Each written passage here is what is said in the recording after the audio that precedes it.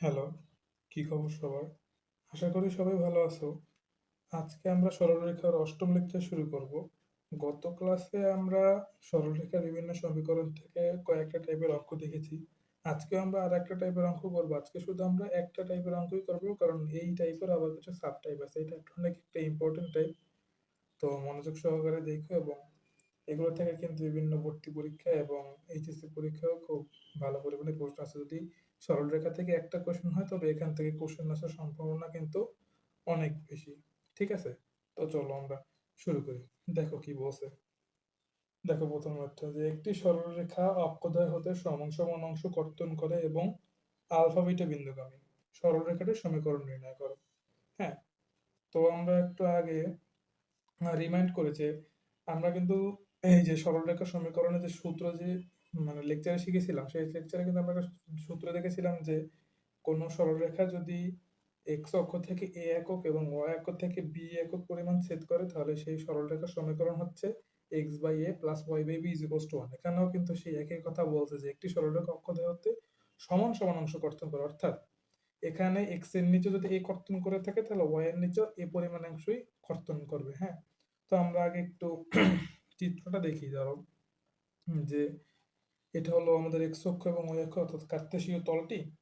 এখানে ধরো কোনো একটা সরলরেখা এভাবে গেছে, এবং এই সরলরেখাটি হচ্ছে এক্স অক্ষ থেকে যদি এ পরিমাণ অংশ ছেদ করে, তাহলে ওয়াই অক্ষ থেকেও এ পরিমাণ অংশই ছেদ করবে। হ্যাঁ, তাহলে এই সরলরেখাটার সমীকরণ হবে কি? X by a plus y by a is equals to one, কারণ এখানে ওয়াই অক্ষ থেকেও কিন্তু এই পরিমাণ অংশই ছেদ করছে। হ্যাঁ, তো এখন একটা জিনিস দেখো ভাই, যে সরলরেখাটা যদি এরকম হতো, তাহলেও কিন্তু এক্স অক্ষ থেকে নেগেটিভ দিক হোক, দৈর্ঘ্য তো এই হতো। হ্যাঁ, আর ওয়াই অক্ষ থেকেও কিন্তু এই পরিমাণ অংশ ছেদ করছে। তাহলেও কিন্তু দেখো যে এভাবেও কিন্তু একটা সরলরেখা হতে পারে যে যে এক্স অক্ষের নেগেটিভ দিকেও কিন্তু এই পরিমাণ অংশ যদি ছেদ করে, তাহলেও কিন্তু উভয় অক্ষ থেকে সমান পরিমাণ অংশ ছেদ করে। হ্যাঁ, তো দেখো এখন দুইটা সরলরেখা কি এক? সরলরেখা এক না কিন্তু ভাই, এখানে কিন্তু পার্থক্যটা হবে একটা ঢালের পার্থক্য। হ্যাঁ, তো কিভাবে হয় দেখো, আমরা জানি কোন একটা সরলরেখা যদি এক্স অক্ষের সাথে সূক্ষ্মকোণ উৎপন্ন করে, তাহলে তার ঢাল হয় পজিটিভ, এবং যদি স্থূলকোণ উৎপন্ন করে, তাহলে তাহলে তার ঢাল হবে কি? নেগেটিভ।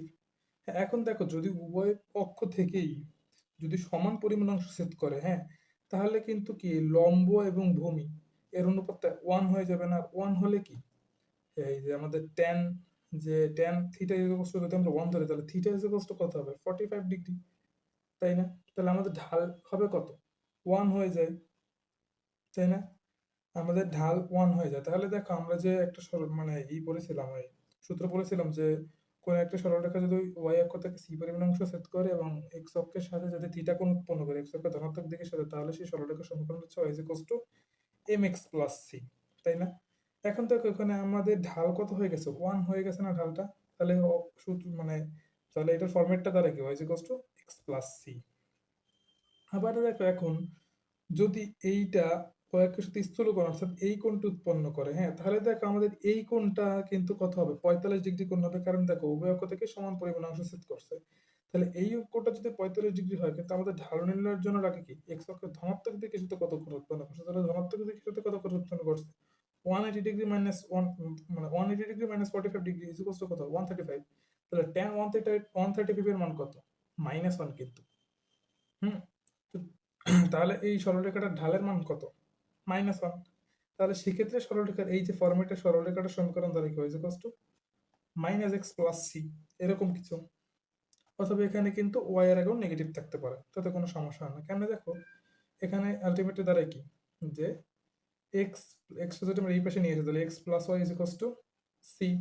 এখান থেকে কিন্তু আমরা x is equals to minus y plus c এভাবে লিখতে পারি। তাহলে আমাদের সমীকরণে যদি যে কোনো একটা চলকের আগে যদি নেগেটিভ থাকে, তাহলে কিন্তু আমরা সেই সরলরেখাটা ঢাল ঋণাত্মক বলতে পারবো। ওকে, তাহলে দেখো এখন যদি আমরা সরলরেখাটার সমীকরণ x by a plus y by a ধরি, তাহলে কিন্তু আমরা একটা সরলরেখা পাই। কিন্তু এখানে শুধু কি একটা সরলরেখা সম্ভব? এখানে কিন্তু আর একটা সরলরেখা সম্ভব, যেটা ঢাল নেগেটিভ হবে। তো আমরা কিন্তু সরলরেখাটার সমীকরণ x by a plus minus y by equals to এভাবে ধরতে হবে। কারণ কি? কারণ সরলরেখা কিন্তু দুইটা হতে পারতো, তাই না? তাহলে এখন সরলরেখা আমরা ধরি, যে ধরি সরলরেখাটির সমীকরণ সরল রেখাটির সমীকরণ কি হবে? X by a plus minus y by a is equals to 1।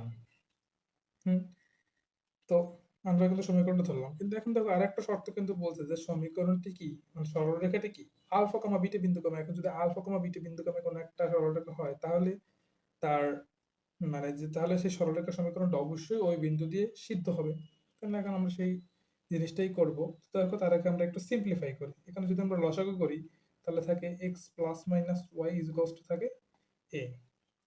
তো এটা আমরা যদি 1 নং দিই, এখন কি 1 নং সরলরেখা 1 নং সরলরেখা আলফা কমা বিটা বিন্দুগামী, এত বিন্দুগামী। তাহলে কি দেখো এখন দাঁড়াবে কি, alpha plus minus beta is equals to হবে এ। এখন এ এর মানটা যদি আমরা 1 নং এ রিপ্লেস করে দিই, তাহলে কিন্তু আমরা সরলরেখার সমীকরণ পেয়ে যাব। অতএব সরলরেখার সমীকরণ, সরলরেখার সমীকরণ এটা হবে x plus minus y is equals to alpha plus minus beta. এটাই কিন্তু আমাদের সেই সরলরেখার সমীকরণ।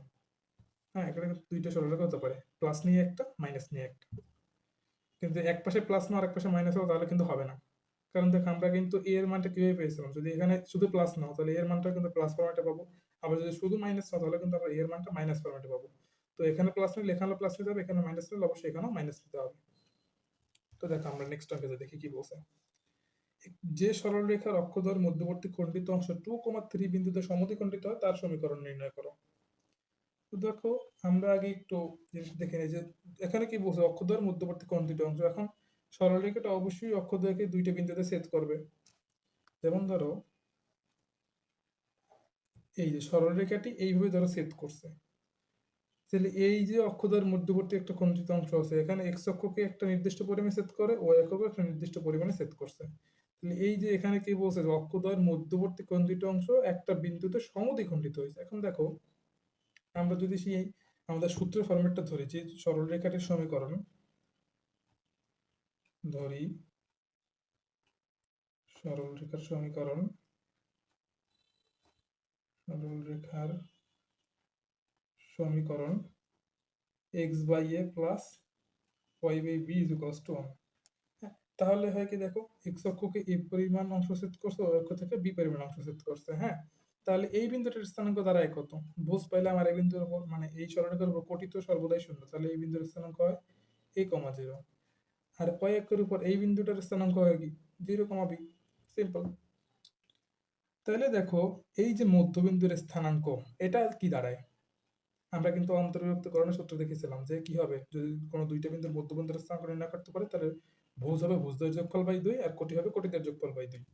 তাহলে a প্লাস 0/2 মানে হয় a/2, b প্লাস 0/2 হয় b/2। তাহলে কিন্তু আমরা এই যে অক্ষদ্বয়ের মধ্যবর্তী খণ্ডিত অংশ যে বিন্দুতে সমদ্বিখণ্ডিত হয়, সেই সমদ্বিখণ্ডিত বিন্দুর কিন্তু স্থানাঙ্ক আমরা পেয়ে গেলাম এই ফর্ম থেকে। দেখো তোমার এই সমদ্বিখণ্ডিত বিন্দুর স্থানাঙ্ক কিন্তু তোমাকে দিয়ে দেওয়া আছে। এখন শুধু আমরা জাস্ট তুলনা করে a এবং b এর মান বের করবো, তাহলে কিন্তু আমরা সরলরেখার সমীকরণটি পেয়ে যাব। তো প্রশ্ন মতে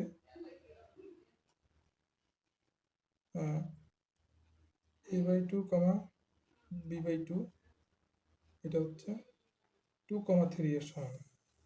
তাহলে অতএব a/2 ইজ ইকুয়ালস হচ্ছে 2 আর b/2 ইজ ইকুয়ালস হচ্ছে 3। তাহলে a ইজ ইকুয়ালস দ্বারা হচ্ছে 4 আর b ইজ ইকুয়ালস হচ্ছে 6। এখন জাস্ট আমরা সমীকরণে জাস্ট বসাই দেব, তাহলে কিন্তু আমরা সরলরেখার সমীকরণ পেয়ে যাব। x/4 plus y/6 is equals two, আমরা এভাবে রাখতে পারি। আমরা আবার যদি একটু ক্যালকুলেশন করি, তাহলে আমাদের ধারা হচ্ছে 3x plus 2y is equals two 12। এটাই আমাদের সেই সরলরেখার সমীকরণ। ঠিক আছে, তো আমরা নেক্সট অঙ্কে যাই। দেখো কি বলছে, একটি সরলরেখা 1,4 বিন্দুগামী এবং অক্ষদ্বয় সাথে প্রথম চতুর্ভাগে এই বর্গক্ষেত্র ক্ষেত্রফল বিশিষ্ট একটি ত্রিভুজ গঠন করে। সরলরেখাটির সমীকরণ নির্ণয় করো। তো সিম্পল আগের মতোই আমরা ধরবো সরলরেখাটির ফর্মুলা হচ্ছে x by a plus y by b is equals to 1। কিন্তু এখন বলছে কি দেখো, প্রথম চতুর্ভাগে 8 বর্গ ক্ষেত্রফল একটি ত্রিভুজ গঠন করে। তাহলে আমরা একটু চিত্রটা আঁকি, যদি এটা যদি x অক্ষ y অক্ষ হয়, তাহলে প্রথম চতুর্ভাগের সাথে যদি একটি ত্রিভুজ গঠন করতে হয়, তাহলে অবশ্যই সরলরেখাটাকে এরকম কোন একটা টাইপের সরলরেখাই হতে হবে, কারণ নাহলে কিন্তু প্রথম চতুর্ভাগে ত্রিভুজ গঠন করা সম্ভব নয়। হ্যাঁ, তো দেখো এখন যে কোন একটা সরলরেখা তুমি দেখো, এখন ধরি সরলরেখার সমীকরণ, ধরি সরলরেখার সমীকরণ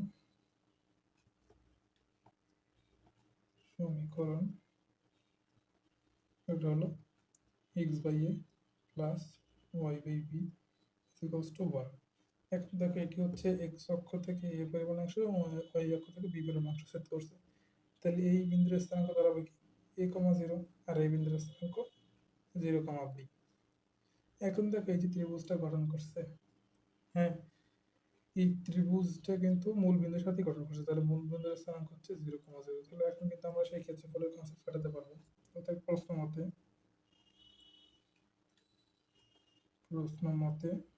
দেখো হাফ, প্রথমে যদি আমরা মূল বিন্দু নেই, তারপর হচ্ছে a 0, 0b, আবার 0, 0, এটা হচ্ছে 8। হ্যাঁ, তো হাফটা যদি আমরা পাশে পাঠিয়ে দিই, এখানে জাস্ট ক্যালকুলেশন করি 0 ab, এখানে শুধু আসলে ab পড়ে থাকবে। হ্যাঁ, তো ab হচ্ছে 16। এখানে কিন্তু আমরা a আর b এর মধ্যে একটা সম্পর্ক পেলাম। আবার দেখো বলছে সরলরেখাটি 1, 4 বিন্দুগামী।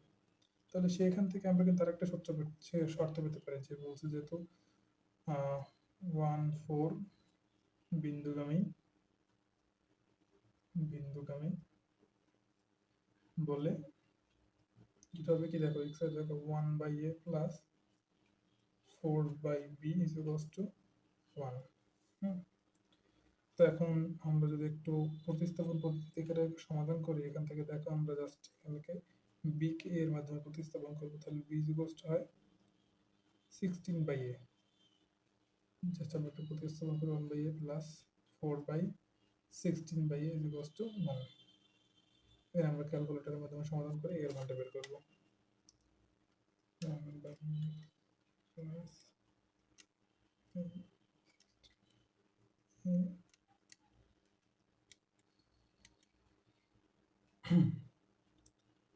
তাহলে আমাদের এর মান দাঁড়ায় হচ্ছে 2। আর দেখো এর মান যদি 2 বসাই, তাহলে এখানে b এর মান পাওয়া যায় কত, এই 16 বাই 2 ইকুয়ালস টু 8। তাহলে আমাদের নির্ণয় সরলরেখার সমীকরণ দাঁড়ায় কত, নির্ণয় সমীকরণ x by 2 plus y by 8 is equals to 1। এভাবেও রাখতে পারো, আবার চাইলে একটু ক্যালকুলেশন করে অন্যভাবেও লিখতে পারো। লিখবে 4x plus y is equals two 8, এরকম। তো দেখো আমরা আমাদের লাস্ট পয়েন্টে যাবো আজকের। কি বলছে, এমন কি সরলরেখার সমীকরণ নির্ণয় করা যায় -2 এবং -5 বিন্দুতে এবং x ও y অক্ষকে যথাক্রমে a ও b বিন্দুতে ছেদ করে, যেন y plus 2b is equals two 0 হয়, যখন 0 মূল বিন্দু। তো আমরা কিছুই বুঝি নাই, ধরো প্রথমে আমরা জাস্ট একটু আঁকি। ধরো এই হচ্ছে x অক্ষ, y অক্ষ, -2 -5 বিন্দুটি অবশ্যই এখানে কোথাও হবে, কারণ আমরা জানি যে মানে এটা হচ্ছে তৃতীয় চতুর্ভুজ অবস্থা হবে।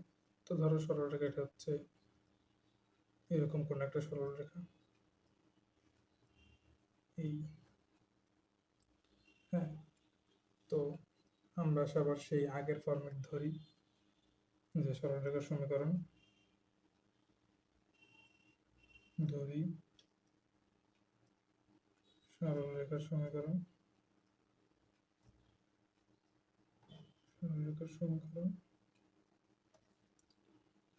x by a plus y by b is equals to 1। এখানে আমাদের চিহ্নের কোনো হিসাব করতে হবে না, কারণ কি জানো, a আর b এর মান নেগেটিভ পজিটিভের মাধ্যমে আমরা কিন্তু এখান থেকে আলটিমেটলি সঠিক সমীকরণটি পেয়ে যাবো। হ্যাঁ, তো একটু ছোট হয়ে গেছে। এখান থেকে দেখো, যদি x অক্ষ থেকে এই পরিমাণ অংশ ছেদ করে এবং y অক্ষকে b অংশ ধরা ছেদ করছে, ওকে। তো তো দেখো প্রথম যে শর্তটা বলছে সেখানে হচ্ছে সরলরেখাটি -2, -5 বিন্দুগামী। তাহলে আমরা যদি সেই শর্তগুলো প্রথমে ধরি, -2, -5 বিন্দুগামী,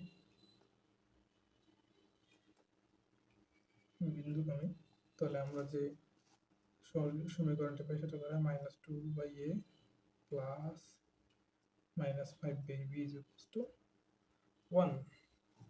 আবার দেখো আরেকটা শর্ত কিন্তু বলছে যে এমনভাবে সেট করে যেন OA, 2 অবধি, ধরো এক্স অক্ষকে এটা হচ্ছে এ বিন্দু, আর এখানে যে বি সেট করছে এটা হচ্ছে বি। আমরা একটু বড় করে আঁকাই ধরো, তাহলে দেখতে সুবিধা হবে।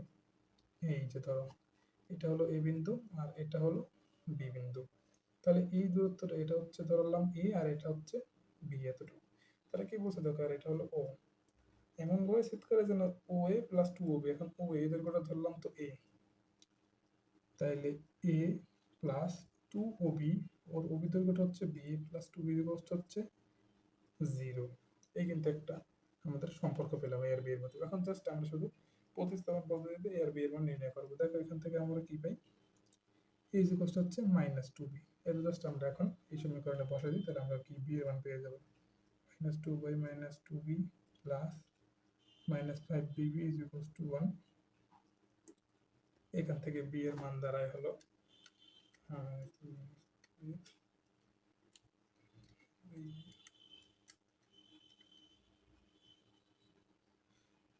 একটু ক্যালকুলেটারে বের করে নিচ্ছি ভুল না হয়।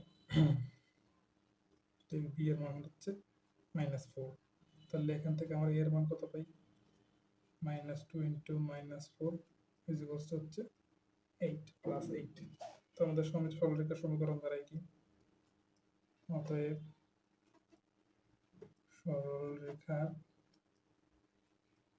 সমীকরণ দ্বারা হলো x/8 plus y/-4 is equals to 1। তো এখান থেকে জাস্ট একটু যদি ক্যালকুলেশন করি তাহলে আমাদের সমীকরণ দাঁড়াবে x - 2y is equals to 8। এটি আমাদের কাঙ্ক্ষিত সরলরেখার সমীকরণ। তো এর মাধ্যমে আমরা একটা খুব ইম্পর্টেন্ট একটা টাইপ শেষ করলাম।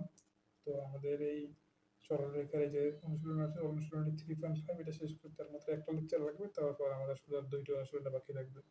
তো আমরা আশা করতেছি সামনে খুব ভালোভাবে এগুলো কমপ্লিট করে ফেলবো। আর এই পর্যন্ত যত সকল টাইপ করানো হয়েছে এগুলো আস্তে আস্তে প্র্যাকটিস করতে থাকুন, নাহলে কিন্তু আমরা ভুলে যেতে থাকবো। ওকে, তো আজকে এই পর্যন্তই, দেখা হবে আবার সামনের ভিডিওতে। ভালো থাকবে সকলে, টাটা।